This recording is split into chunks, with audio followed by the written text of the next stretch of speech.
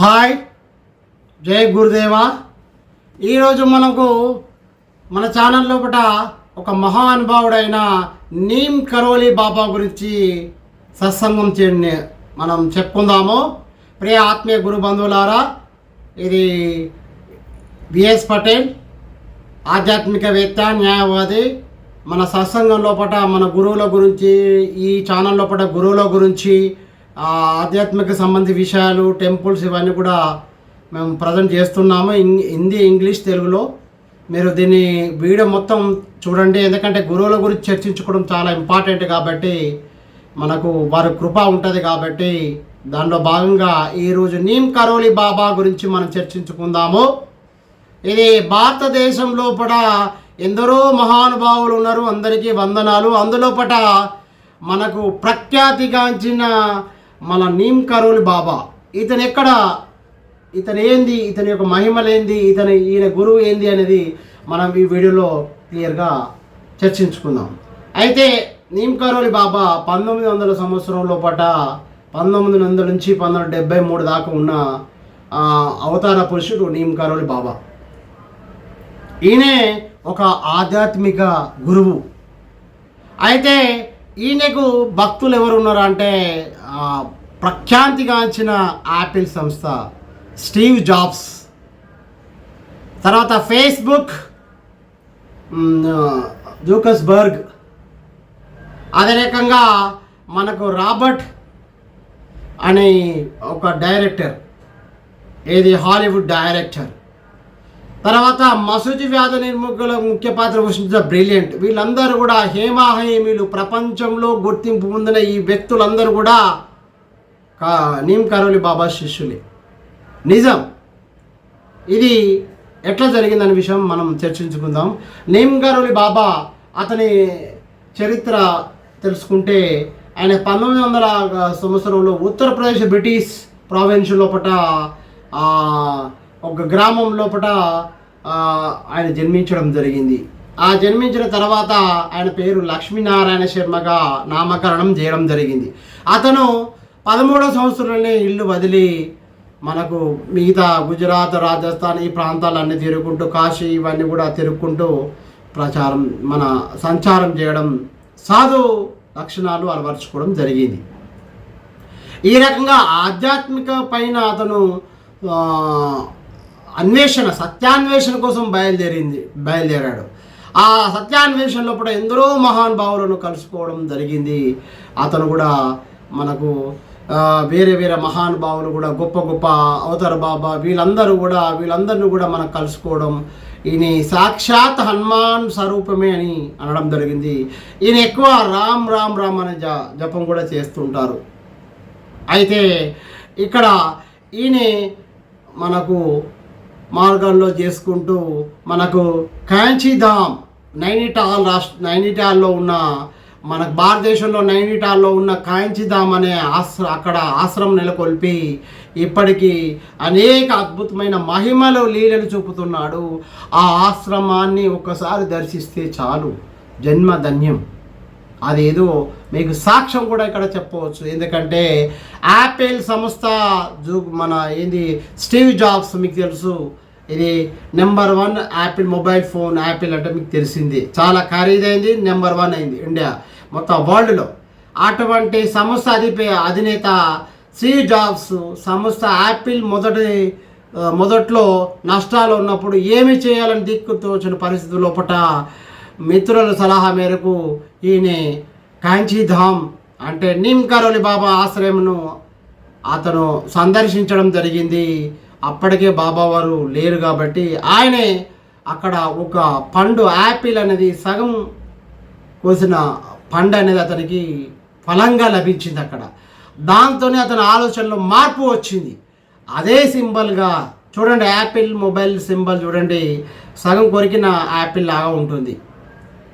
దాంతో Apple mobile phone, Apple laptop, అన్నీ కూడా నెంబర్ 1 సంస్థ ప్రపంచం లోపల స్టీవ్ జాబ్స్ అనేది నెంబర్ 1 అయిపోయాడు. అది నీమ్ కరోలి బాబా అనుగ్రహం అని కూడా ఆయన కూడా చెప్పడం జరిగింది అతని బ్లాగ్లో.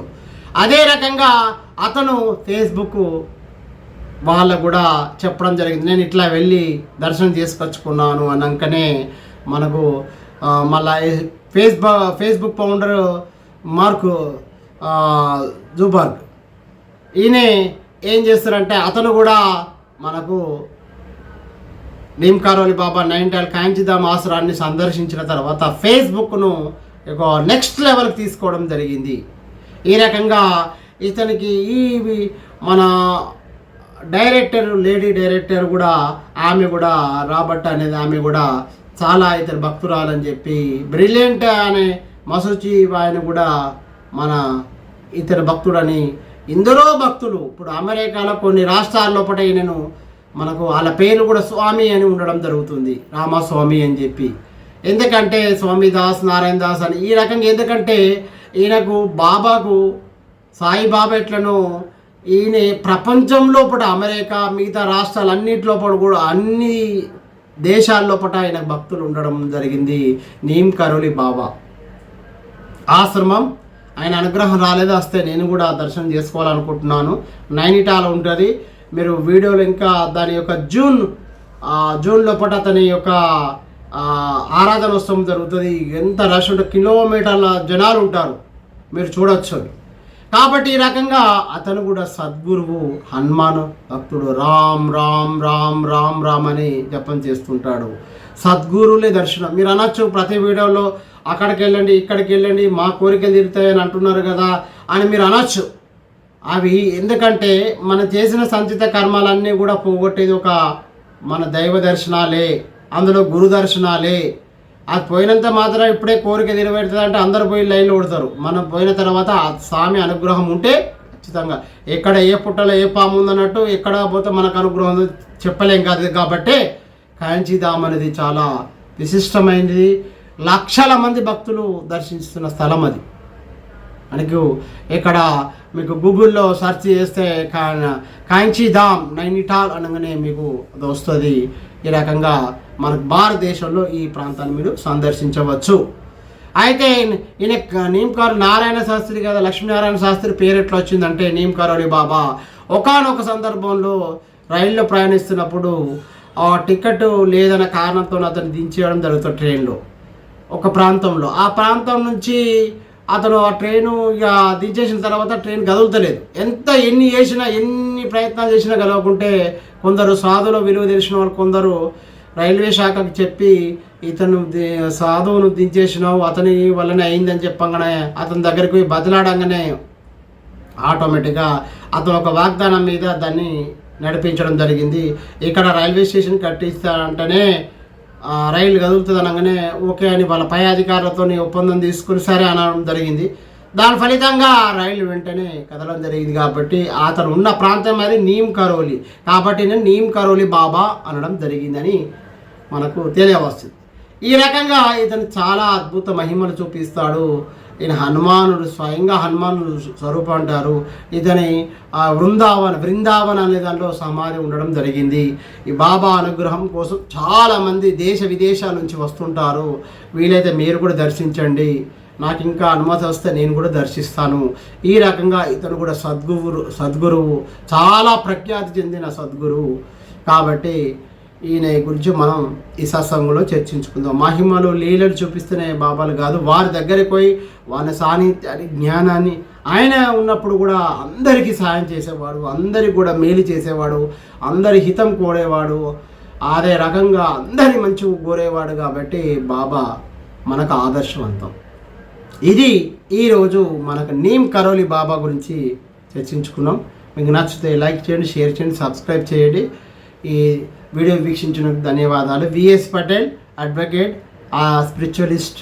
Thank you for watching. జై నీమ్ కరోలి బాబా, జై గురుదేవ.